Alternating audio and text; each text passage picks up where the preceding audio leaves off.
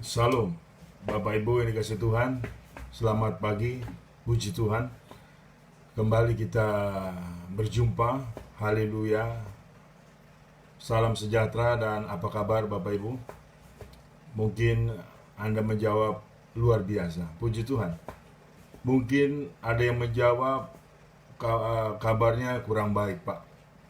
Karena banyak masalah, karena banyak persoalan, banyak problem. Saudara yang dikasih Tuhan, setiap makhluk hidup yang di muka bumi ini pasti ada masalah, pasti ada persoalan, pasti ada problem. Bahkan persoalan ini bukan satu, bisa dua, bisa tiga, bisa empat. Tetapi di sini saudaraku, apa yang kita harus lakukan sebagai umat Tuhan, sebagai orang yang percaya kepada Tuhan kita Yesus Kristus? Pagi ini ada kabar baik bagi Bapak Ibu. Saya akan memberitakan tema kita pagi hari ini adalah sikap orang-orang yang di dalam musibah. Sikap orang-orang yang di dalam musibah.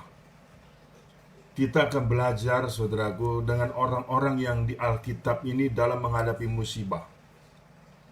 Dari situ kita bisa mengambil kesimpulan yang mana yang kita tiru, yang mana yang kita sudah bersikap, yang mana kita mau mempertahankan sikap kita, dan yang mana kita akan membuang sikap kita terhadap musibah atau terhadap masalah. Sebelum saya lebih jauh berkhotbah, kita akan berdoa terlebih dahulu Bapak Ibu agar Tuhan memimpin kita. Bapa Surgawi, dalam nama Tuhan Yesus, terpujilah namamu. Engkau Allah yang baik, Allah yang tidak pernah meninggalkan kami, Allah yang peduli, Allah yang setia. Kembali kami mengucap syukur di pagi hari ini ya Tuhan, untuk boleh mendengar firman-Mu, dikuatkan, dipulihkan. Karena firman-Mu adalah pelita bagi kaki kami dan terang bagi jalan kami.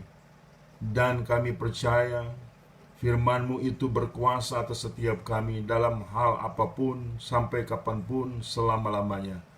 Terima kasih Bapa, terpujilah namamu, dan berkatilah pemberitaan firman ini dari awal sampai akhirnya. Di dalam nama Tuhan Yesus kami berdoa bersyukur, haleluya, amin. Bapak Ibu yang dikasih Tuhan, sikap orang-orang yang di dalam musibah. Saya ambil dalam 2 Raja-Raja pasal 6. Kemudian juga kedua Raja-Raja pasal 7. Musibah apa yang dialami umat Tuhan waktu itu? Musibah apa yang dialami bangsa Israel waktu itu? Saya bacakan Bapak Ibu. Demikian firman Tuhan, 2 Raja-Raja pasal 6 ayat ke-24. Sesudah itu Ben-Hadad Raja Aram menghimpunkan seluruh tentaranya, lalu maju mengepung Samaria. Maka terjadilah kelaparan hebat di Samaria selama mereka mengepungnya, sehingga sebuah kepala keledai berharga 80 sikal perak dan seperempat kap tahi merpati berharga 5 sikal perak. Saudaraku, waktu itu bangsa Israel mengalami satu musibah, dikepung oleh tentara Aram, saudaraku. Mereka itu saking rapatnya mengepung, sehingga hal-hal yang haram menjadi mahal. Ini satu hal yang sangat tidak mengenakan. Ini saya sebut musibah. Iya kan saudara? Setiap kita seringkali, saudaraku, dalam kondisi seperti ini. Sepertinya kita dikepung oleh masalah. Masalah satu belum beres, masalah kedua datang. Masalah kedua belum beres, masalah ketiga belum beres, masalah ketiga datang. Seakan-akan hidup ini adalah hidup yang bermasalah. Sebetulnya jujur Bapak Ibu, itulah kondisi kita hidup dalam dunia ini. Tetapi harus ada sikap yang kita keluarkan sebagai orang yang punya Tuhan, sebagai orang yang beriman kepada Tuhan. Tidak mungkin kita dalam kondisi Bapak Ibu mati sajalah. Nggak bisa begitu saudaraku. Kalau belum waktunya mati, jangan bilang mati. Namanya itu bunuh diri. Saudara yang dikasih Tuhan, di sini kita akan selusuri satu persatu sikap orang-orang yang di dalam masalah, yaitu bangsa Israel ini. Pertama kita lihat saudaraku sikap raja dan sikap perempuan seorang ibu yang memakan anaknya. Saya baca selanjutnya. Suatu kali ketika Raja Israel berjalan di atas tembok, datanglah seorang perempuan mengadukan halnya kepada Raja. Sambil berseru, "Tolonglah ya Tuanku Raja." Jawabnya, "Jika Tuhan tidak menolong engkau, dengan apakah aku dapat menolong engkau? Dengan hasil pengirikankah atau hasil pemerasan anggur?"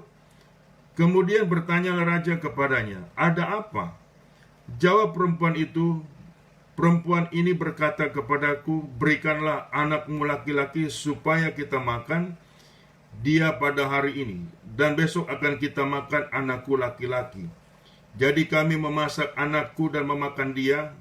Tetapi ketika aku berkata kepadanya pada hari ini berikutnya, berilah anakmu supaya kita makan dia, maka perempuan ini menyembunyikan anaknya.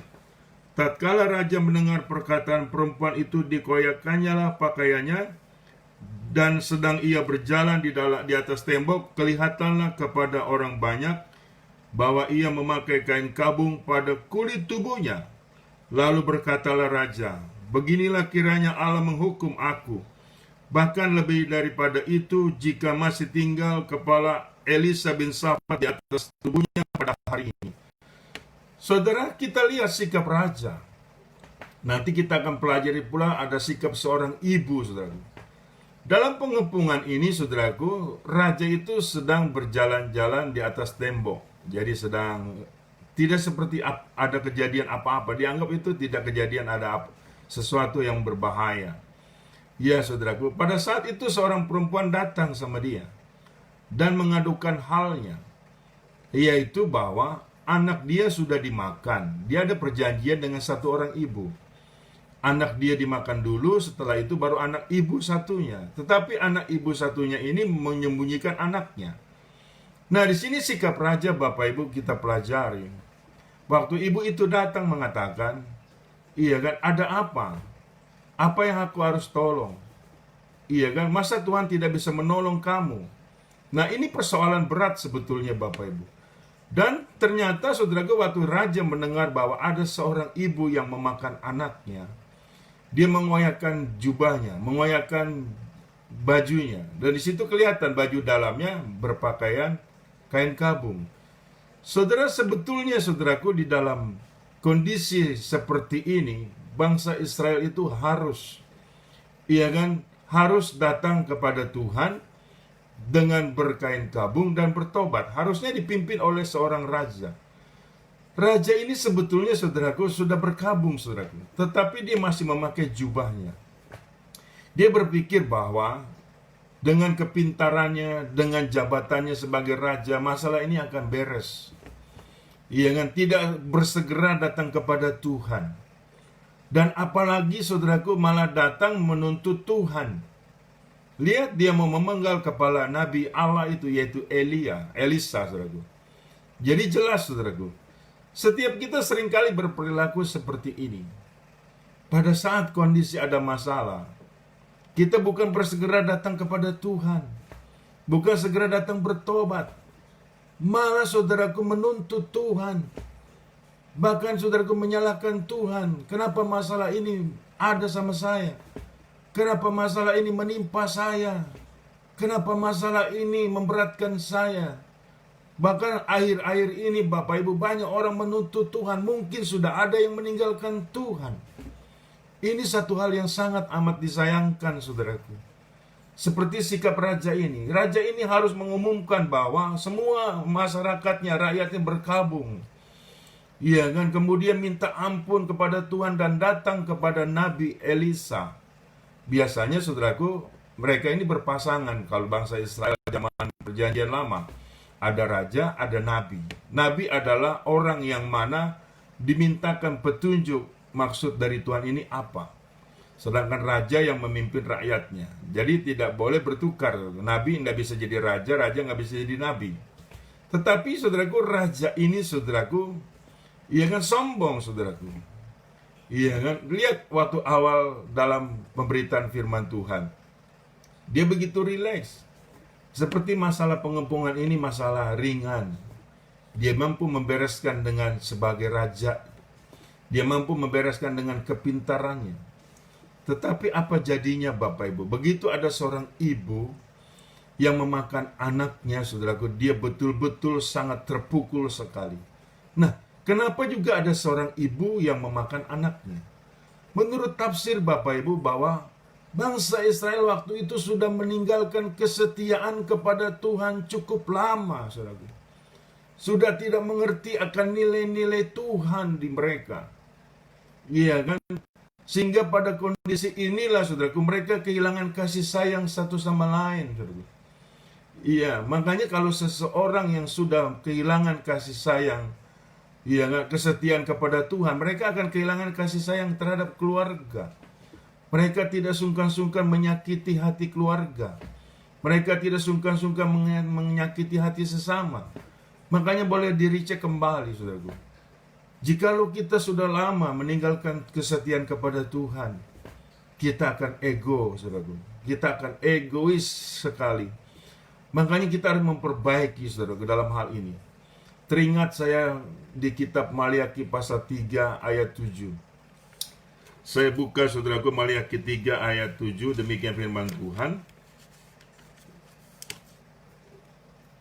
Sejak zaman nenek moyangmu, kamu telah menyimpang dari ketetapanku dan tidak memeliharanya. Kembalilah kepadaku, maka aku akan kembali kepadamu, firman Tuhan semesta alam. Tetapi kamu berkata, dengan cara bagaimanakah kami harus kembali? Lihat, saudara. Iya kan? Banyak umat Tuhan seperti itu. Sejak zaman nenek moyangmu, kamu tidak setia. Kata Tuhan, kembalilah kepadaku. Mereka jawab jemaat ini, bagaimana caranya kami kembali kepada Tuhan? Bagaimana caranya bertobat? Tidak mengerti bagaimana caranya bertobat. Dia pikir dirinya sudah bertobat, tapi masih melakukan nilai kejahatan. Itu jauh daripada Tuhan, saudara. Tuhan itu Tuhan yang setia. Setiap ada persoalan, saudara, seharusnya, saudara, itu bertanda bahwa kita harus menuntut sikap kita kepada Tuhan. Bukan malah menuntut Tuhan untuk bersikap, saudaraku. Itu salah besar. Makanya apalagi raja ini, saudaraku, mau memenggal kepala Nabi Elisa. Ini perbuatan yang tidak layak. Arti kata, Bapak Ibu, seringkali pada saat kita ada persoalan, kita mau memenggal firman Tuhan dengan mengatakan, mana janjimu Tuhan? Mana firman-Mu Tuhan yang berkuasa? Kok masalahku ini tidak pernah selesai? Itu sikap yang salah, saudaraku. Sikap yang benar adalah engkau tunduk kepada Tuhan. Datang kepada Tuhan. Tuhan mau mengampuni. Makanya kata Tuhan, kembalilah kepadaku, maka aku akan kembali kepadamu. Puji Tuhan, saudaraku. Pada saat ada persoalan, jangan lagi menyalahkan Tuhan. Jangan lagi kita sombong, kita seakan-akan kuat dalam masalah ini. Begitu masalah bertambah berat, baru kita menyadari kita tidak kuat. Terkutuklah orang mengandalkan manusia yang mengandalkan diri sendiri dan hatinya jauh daripada Tuhan. Setiap kita harus menyadari, sikap kita harus kita tuntut kepada Tuhan pada saat tiap ada masalah. Makanya, kalau saya ditanya masalah ini bagaimana Pak kita menghadapinya, dan masalah ini dari siapa? Masalah ini boleh ada, saudaraku. Tapi di sini kita terus harus mengkoreksi sikap-sikap kita yang tidak benar kepada Tuhan. Untuk kita bertobat, untuk kita datang kepada Tuhan. Nah, sikap seorang ibu juga di sini, saudaraku, sudah sekian lama menurut tafsir Alkitab, dia sudah meninggalkan kesetiaan kepada Tuhan. Makanya dia nggak segan-segan makan anaknya. Nggak segan-segan membunuh anaknya, membunuh darah dagingnya. Itu bukti kalau orang yang tidak setia akan firman Tuhan, upah utamanya adalah tidak mengasihi atas sesamanya, saudara. Jadi koreksilah dalam diri kita. Jikalau ada kita di dalam diri kita kekurangan kasih kepada sesama, itu kita berlaku tidak setia. Karena firman Tuhan mengatakan, kasihilah sesamamu seperti engkau mengasihi dirimu sendiri. Kalau ibu ini mengasihi Tuhan, saudara, tidak mungkin dia mau memakan anaknya. Seberat apapun kondisi hidupnya, karena saudara, pencobaan-pencobaan yang datang tidak melebihi kekuatanmu.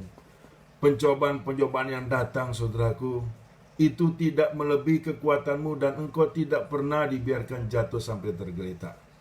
Kita lihat sikap orang yang kedua, saudaraku.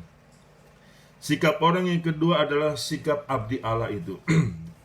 Kita lihat, saudaraku, di dalam 2 Raja-Raja pasal ke-6-nya ayat ke-32 sampai 33. Demikian firman Tuhan, 32 sampai 33. Adapun Elisa duduk-duduk di rumahnya dan para tua-tua duduk bersama-sama dia. Raja menyuruh seorang berjalan mendahulunya.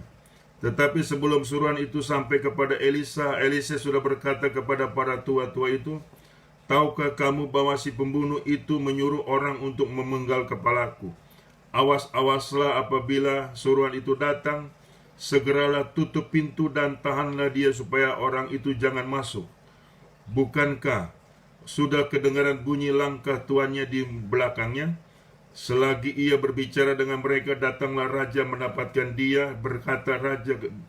Berkatalah raja kepada dia, sesungguhnya malapetaka ini adalah daripada Tuhan. Mengapakah aku berharap kepada Tuhan lagi?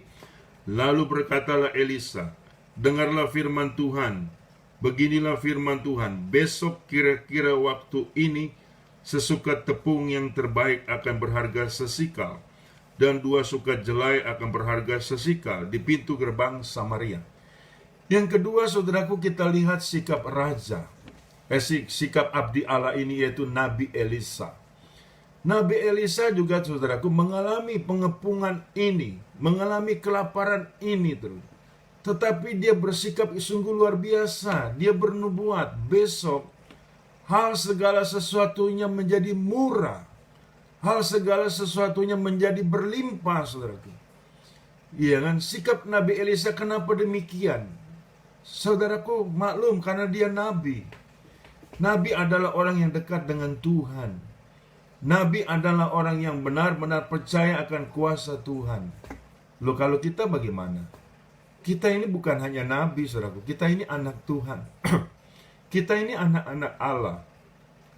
Pemeliharaan Tuhan ini sangat amat luar biasa kepada kita. Iya kan, burung-burung di udara saja Tuhan pelihara, terlebih engkau anak manusia. Saudara, lihat sikap seorang yang dekat kepada Tuhan pada saat menghadapi masalah. Bukan negative thinking. Bukan hal-hal yang melemahkan dirinya. Justru di sini sikap kita adalah mengeluarkan satu sikap yang percaya yakin Tuhan pasti tolong. Entah bernubuat, bodoh amat, saudaraku, orang menghina kita yang disangka sok-sokan. Nanti kita lihat sikap orang yang ketiga. Sebagai anak Tuhan, saudaraku, kita harus bersikap positif bahwa Allah mampu menyelesaikan masalah kita, bahwa Allah mampu menyelesaikan persoalan-persoalan kita. Iya, bukan malah bersikap orang yang seperti raja ini yang tidak mengenal Tuhan. Yang dia katakan, apakah harus aku mengandalkan Tuhan? Kayaknya aku tidak mengandalkan Tuhan lagi deh. Tidak bisa kita seperti itu, Bapak Ibu. Ya kan, sikap kita adalah ada apapun masalahmu, seberat, keluarkan sikap yang yakin, percaya Tuhan pasti tolong. Dengan demikian Tuhan pasti tolong, saudaraku. Markus 11 ayat 24, apa yang kau doakan, yakinlah kau sudah terima. Jadi tidak ada nilai ketakutan lagi. Nabi Elisa ini, saudaraku, iya kan, dia juga mengalami, saudaraku, pengepungan musibah ini. Tetapi sikapnya luar biasa. Besok, tepung yang terbaik berharga sesikal. Sangat murah, saudaraku. Iya kan, mungkin dalam akal pikiran sebagai manusia, kita tidak percaya. Masa iya sih? Iya kan, hal-hal demikian menjadi kebalikannya. Saudara, bagi Tuhan tidak ada mustahil. Anda jangan mengejek Tuhan. Ya, Tuhan kita adalah Tuhan yang sangat luar biasa, dahsyat luar biasa. Bagi Allah tidak ada yang mustahil. Kita sebut seperti itu. Tetapi saudaraku, sikap kita berlainan dengan apa yang kita katakan sebagai orang beriman, itu tidak boleh. Itu namanya munafik, saudaraku. Yang kita sudah mengenal sikap orang yang kedua, yaitu Nabi Elisa. Dia bersikap bilang, besok semuanya is okay. Besok semuanya Tuhan tolong. Besok semuanya mengalami kelimpahan. Saudara, sikap yang kedua kita sudah dapat. Kemudian kita lihat sikap orang yang ketiga. Sikap orang yang ketiga yaitu ajudan raja. 2 Raja-Raja pasal 7 ayat 2. Tetapi perwira yang menjadi ajudan raja menjawab abdi Allah, katanya, sekalipun Tuhan membuat tingkap-tingkap di langit, masakan hal itu mungkin terjadi? Saudara lihat, sikap orang yang ketiga adalah ajudan raja. Dia bilang begini, walaupun Tuhan membuat tingkap-tingkap di langit atau membuka tingkap-tingkap di langit, masakan itu bisa terjadi, saudara? Lihat, sikap seperti ajudan raja ini banyak, saudaraku, di umat Tuhan. Saudaraku, sangat banyak, saudaraku. Bahkan bukan hanya sekelas jemaat, sekelas hamba-hamba Tuhan juga banyak seperti ini, saudaraku. Masa iya sih Tuhan mampu dan sanggup menolong? Bahkan ada yang menghina orang yang bernubuat, saudaraku. Iya kan? Karena kenapa? Karena ajudan raja ini, saudaraku, lebih melulu memakai rasionya. Bukan kita tidak boleh pakai rasio. Justru kita pakai rasio bahwa kita tidak sanggup. Tuhanlah yang sanggup. Itu rasio kita dipakai seperti itu, saudaraku. Tetapi bukan berarti kita memakai rasio kemudian mengecilkan kuasa Allah. Itu kita mengalami keterkutukan, saudaraku. Perlu kita hati-hati. Iya kan, saudaraku? Iman itu harus kita andalkan kepada Tuhan, karena Tuhan bisa diandalkan. Makanya ajudan raja ini nggak ngerti, saudaraku. Karena apa? Karena dia melihat, saudaraku, banyak orang kelaparan. Banyak orang susah, banyak orang tertekan hidupnya. Masa iya sih Tuhan sanggup menolong dalam kondisi yang berlawanan, saudaraku? Nah, terserah sih Bapak Ibu. Saya mengembalikan sikap ini kepada Bapak Ibu. Anda mau seperti menjadi ajudan raja, ya terserah Anda. Kalau saya tidak mau, saudaraku. Saya ingin bersikap seperti Elisa, bahwa semuanya akan selesai masalah ini. Masalah virus corona akan selesai. Campur tangan Tuhan akan terjadi dan terus terjadi menyertai kita. Saudaraku, kita tidak boleh menyalahkan kondisi-kondisi yang terjadi. Kondisi ini harus terjadi. Iya kan? Yang kita salahkan adalah sikap kita yang tidak benar kepada Tuhan. Ya kan? Jadi orang yang ketiga, sikap ajudan raja. Kemudian apa kata Elisa kepada ajudan raja ini? Ayat yang B-nya, pasal 7 ayat 2b. Jawab abdi Allah, sesungguhnya engkau akan melihatnya dengan matamu sendiri, tetapi tidak akan makan apa-apa daripadanya. Sikap Nabi Elisa kepada ajudan raja ini mengatakan, engkau akan melihat dengan mata kepalamu sendiri, tetapi engkau tidak akan mendapat apa-apa dari situ. Nanti kita lihat bagaimana nasib abdi Allah, nasib ajudan raja ini, saudaraku. Kita lihat. Tapi sebelumnya kita akan lihat sikap orang keempat adalah orang kusta. Kita lihat, saudaraku, orang kusta di dalam 2 Raja pasal 7 ayat keempat. Demikian firman Tuhan sampai ayat yang ke-11. Kemudian 4 orang yang sakit kusta, ayat 3. 4 orang yang sakit kusta ada di depan pintu gerbang. Berkatalah seorang kepada yang lain, mengapakah kita duduk-duduk di sini sampai mati? Jika kita berkata, baiklah kita masuk ke kota, padahal dalam kota ada kelaparan, kita akan mati di sana. Dan jika kita tinggal di sini, kita akan mati juga.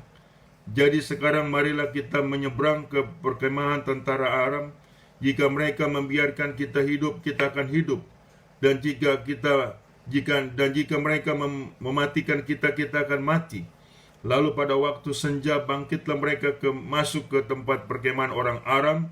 Tetapi ketika mereka sampai ke pinggir tempat perkemahan orang Aram, itu tampaklah tidak ada orang di sana. Sebab Tuhan telah membuat tentara Aram itu mendengar bunyi kereta, bunyi kuda, bunyi tentara yang besar. Sehingga berkatalah yang seorang kepada yang lain, sesungguhnya Raja Israel telah mengupah raja-raja orang Het dan raja-raja orang Misraim melawan kita, supaya mereka menyerang kita. Karena itu bangkitlah mereka melarikan diri pada waktu senja, dengan meninggalkan kemah dan kuda dan keledai mereka, serta tempat perkemahan itu. Dengan begitu saja mereka melarikan diri menyelamatkan nyawanya. Ketika orang-orang yang sakit kusta itu sampai ke pinggir tempat perkemahan, masuklah mereka ke dalam sebuah kemah, lalu makan dan minum. Sesudah itu mereka mengangkut dari sana emas dan perak dan pakaian, kemudian pergilah mereka menyembunyikannya. Lalu datanglah mereka kembali masuk ke dalam kemah yang lain dan mengangkut juga barang-barang dari sana, kemudian pergilah mereka menyembunyikannya. Ayat 9. Lalu berkatalah yang seorang kepada yang lain, tidak patut yang kita lakukan ini, hari ini ialah hari kabar baik. Tetapi kita ini tinggal diam saja. Apabila kita menantikan sampai terang pagi, maka hukuman akan menimpa kita. Jadi sekarang marilah kita pergi menghadap untuk memberitahukan hal itu ke istana raja. Puji Tuhan, saudaraku. Oh ya kan, orang yang keempat adalah orang-orang kusta. Yang satu bilang begini, kalau kita duduk diam di sini, kita mati. Ya, lebih baik kita ke tentara musuh. Kalau kita dimatikan, kita mati juga. Tetapi kalau kita dibiarkan hidup, kita akan hidup. Lihat sikap orang kusta ini, saudaraku. Sungguh luar biasa. Walaupun fisiknya kusta, tapi pikirannya sehat, saudaraku. Walaupun pikirannya kusta, saudaraku, mereka tidak mau mati konyol, saudaraku. Orang kusta ini Bapak Ibu perlu tahu, mereka hidup sudah diasingkan. Mereka tidak boleh hidup di tengah-tengah kota. Mereka itu hidup tidak ada artinya di kebanyakan banyak orang. Mereka itu orang najis, saudaraku. Tetapi sikap ini dalam pengepungan itu sikap yang luar biasa, saudaraku. Walaupun mereka kusta, tapi mereka pikirannya sehat. Mereka tidak mau mati konyol, saudaraku. Kok ini malah banyak umat Tuhan, tubuhnya sehat, malah pikirannya kusta. Kenapa saya bilang seperti ini? Tubuhnya sehat, pikirannya putus asa. Pikirannya sehat, tubuhnya sehat, pikirannya mau bunuh diri. Nggak bisa kita seperti itu, Bapak Ibu. Banyak umat Tuhan seperti ini. Iya kan? Tubuhnya sehat. Saya pernah, saudaraku, didatangi jemaat seorang anak muda. Iya kan? Dia bilang, Pak Pendeta, saya mau bunuh diri. Gitu. Saya kaget, saudaraku. Saya lihat orang ini, saudaraku, sangat kuat badannya. Sangat sehat, saudaraku. Saya bilang, kenapa kamu mau bunuh diri? Saya sulit hidup, Pak. Saya miskin, saya sebatang kara. Saya nggak punya tempat tinggal, Pak. Jadi lebih baik saya mati saja. Saya bilang, itu satu tindakan konyol. Tubuhmu itu fisiknya kuat. Tetapi pikirannya jahat, pikirannya kusta, pikirannya tidak baik. Banyak umat Tuhan seperti ini, saudara. Kita malu dengan orang kusta di sini. Mereka kusta memang fisiknya, tetapi pikirannya luar biasa. Justru, saudara, mereka begitu ke tentara Aram. Tentara Aram itu sudah melarikan diri. Kenapa? Dan siapa yang membuat mereka melarikan diri? Yaitu Tuhan. Mereka mendengar, saudaraku, seolah-olah dari bangsa Israel, saudaraku, menyerbu mereka. Mereka mendengar derap kaki kuda begitu banyak sekali. Mereka pikir bahwa tentara Israel ini menyewa tentara lain untuk menyerbu mereka. Mereka ketakutan dan lari, saudaraku. Dan otomatis kemahnya kosong. Nah, disitulah masuk orang kusta. Wih, dia berpesta, saudaraku, orang kusta ini. Dia angkut emas, perak, dia makan sekenyangnya. Iya kan, dia luar biasa, itu satu rezeki nomplok, Bapak Ibu. Iya kan, orang kusta inilah yang menyaksikan bahwa musuh-musuh Israel kabur, Bapak Ibu. Orang kusta inilah yang menjadi saksi bahwa Tuhan itu berkarya atas bangsa Israel. Saudara, kemudian ada satu juga orang kusta bicara seperti ini. Oh, tidak baik nih kita begini. Kita harus kasih laporan sama raja. Kalau tidak kita dihukum. Kita tidak boleh serakah. Luar biasa, saudara. Walaupun tubuhnya mereka kusta, tapi pikirannya jernih sekali. Mereka tidak mau makan sendirian. Mereka tidak mau habak sendirian. Mereka mengingat akan kesusahan orang lain. Mereka juga ingat akan hukuman Tuhan, saudaraku. Mereka kalau tidak bicara kepada raja, kalau terus mereka seperti ini, saudaraku, iya kan? Mereka akan dihukum, saudaraku. Iya, mungkin di antara temannya mengatakan, sudahlah, Kita hidup juga mereka sengsarakan kok. Kenapa kita mesti lapor-lapor? Kita ingat gak dulu dibilang najis, kita disingkirkan, tidak boleh hidup di tengah mereka, kita hidup terhina. Yang untuk apa kita menolong mereka? Ini kita ambil semuanya, ini hak kita. Yang Tuhan ini memberikan kepada kita. Oh, tidak demikian, saudaraku. Orang kusta ini tidak demikian pikirannya, luar biasa sikapnya. Mereka ini sepakat memberikan laporan kepada raja. Iya kan? Mereka sepakat memberi laporan kepada raja. Kemudian raja mengutus prajurit-prajuritnya untuk melihat apa benar nih laporan orang kusta. Ternyata benar, saudara. Ya kan, tentara yang mengepung bangsa Israel kabur dengan meninggalkan harta bendanya, dengan meninggalkan seluruh perlengkapannya, dengan meninggalkan makanan-makanan yang sangat banyak. Makanya itulah yang terjadi nubuatan oleh Nabi Elisa. Saya teringat dengan Rasul Paulus, Bapak Ibu, yang mengatakan, hendaklah engkau bernubuat. Saudaraku, bernubuat itu bukan sombong-sombongan, bukan sok-sokan, bukan untuk mencari nama. Bernubuat itu hak kita, saudaraku. Tuhan bertanggung jawab di dalamnya. Perkatakanlah hal yang benar, perkatakanlah hal yang positif. Tuhan itu berkarya di situ, saudaraku. Itu perintah Tuhan kok. Iya, bukan kita untuk sombong-sombong. Itu yang tidak benar. Sekarang kita tos-tosan saja. Pada saat Bapak Ibu seperti ini, ada virus corona, kehilangan pekerjaan, kehilangan segala macam bentuk-bentuk nilai-nilai materi. Mungkin ada yang sudah tidak punya uang, mungkin ada yang sudah tidak bisa makan. Sebagai umat Tuhan, saudara, apa yang harus Anda keluarkan sikapmu? Iya kan? Apakah sikapmu pasrah segala macam? Ingat, di mulutmu itu ada kuasa. Apa yang kau ikat di dunia ini terikat di sorga. Di mulutmu itu ada firman Tuhan. Firman Tuhan bukan hanya perkataan biasa, tetapi perkataan kuasa. Itu di 1 Korintus 4 ayat 20.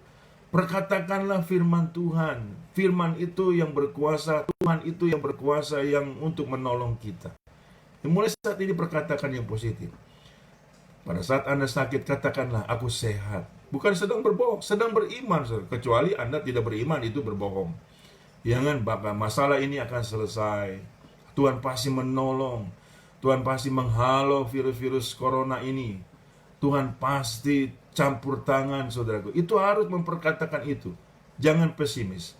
Dan kita lihat, saudaraku, nasib si abdi Allah ini. Nasib si ajudan raja ini.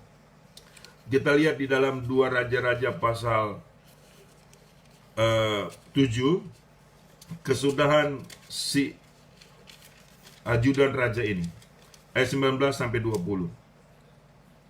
Pada waktu itu si perwira menjawab abdi Allah itu, sekalipun Tuhan membuat tingkap-tingkap di langit, masakan hal itu mungkin terjadi? Tetapi Elisa berkata, sesungguhnya engkau akan melihatnya dengan matamu sendiri, tetapi tidak akan makan apa-apa daripadanya. Akhirnya, saudaraku, ajudan raja ini ia mengalami kejadian yang ironis. Kenapa saya bilang ironis? Sama-sama mengalami musibah, sama-sama mengalami kelaparan, persoalan. Tetapi karena dia menentang ucapan Nabi Elisa, dia menentang nubuatan Nabi Allah, mati terinjak-injak, saudara, tidak menikmati berkat Tuhan yang melimpah. Sangat ironis. Ingat baik, bagi setiap kita, jangan engkau menentang nubuatan hamba-hamba Tuhan. Engkau akan senasib dengan ajudan raja ini. Engkau akan mengalami penderitaan yang sama, tetapi engkau tidak pernah mengalami jawaban yang sama. Setiap kita harus yakin dengan apa yang dikatakan oleh firman Tuhan. Setiap kita, di dalam diri kita ada perkataan kuasa, saudara. Makanya dalam 4 sikap seperti ini yang di dalam musibah, orang-orang ini mengeluarkan sikap apa yang Bapak Ibu tiru, apa yang akan Bapak Ibu yang inginkan. Apakah Bapak Ibu ingin bersikap seperti raja yang sombong, yang seharusnya dia segera mengumumkan pertobatan, dia tetap memakai kain kabung tetapi tidak ditunjukkan, saudara. Dia tutup dengan jubah kebesarannya, seolah-olah jabatan rajanya bisa menyelesaikan masalah. Tidak bisa, saudara. Kita harus bersikap seperti Nabi Elisa. Dan juga kita harus bersikap seperti orang kusta. Nabi Elisa bernubuat besok semuanya is okay. Dan orang kusta juga bersikap baik, saudara. Dia benar-benar gak mau mati konyol, saudara. Dia ingin mati terhormat. Dia ingin melihat kuasa Allah. Makanya dia bertindak, melangkah. Dan orang-orang kusta inilah yang melihat berkat Tuhan dicurahkan. Berkat Tuhan itu, saudaraku, mengalir. Melalui dia lihat bahwa kemah musuh yang banyak meninggalkan berkat itu kondisinya kosong, Bapak Ibu. Dalam kondisi seperti inilah juga orang kusta tidak serakah. Ingat akan yang lain. Ingat akan orang lain. Saudara, setiap orang yang tidak meninggalkan kesetiaan kepada Tuhan, dia dipimpin oleh Roh Kudus, Roh kebenaran, Roh yang mengasihi kita, dan kita juga akan mengasihi sesama kita. Saudara, hari ini kita telah mendapatkan kabar baik, yang mana kita belajar dengan sikap orang-orang yang mengalami musibah. Dan kita sudah mengambil kesimpulan, sudah barang tentu. Ya kan, jangan batasi karya Tuhan, saudara. Jangan batasi kuasa Tuhan. Dahulu, sekarang, kemarin, dan selama-lamanya, Tuhan kita masih tetap sama. Tuhan yang menolong, Tuhan yang setia, Tuhan yang tidak pernah meninggalkan kita. Bapak Ibu yang dikasih Tuhan, percayalah, kita punya Tuhan Yesus Kristus sama dengan Tuhan bangsa Israel.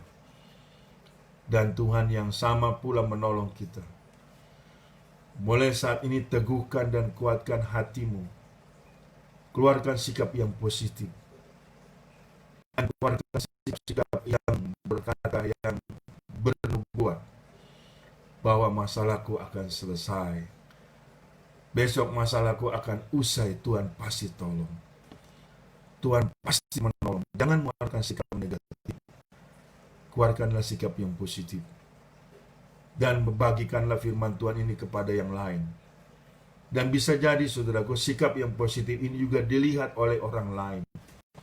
Kita sama-sama ada masalah. Saya juga mengalami masalah, saudara. Kita sama-sama, orang di seluruh dunia mengalami masalah. Ya kan, virus corona di mana-mana. Tetapi kita beda punya sikap dengan terhadap orang-orang dunia, saudara.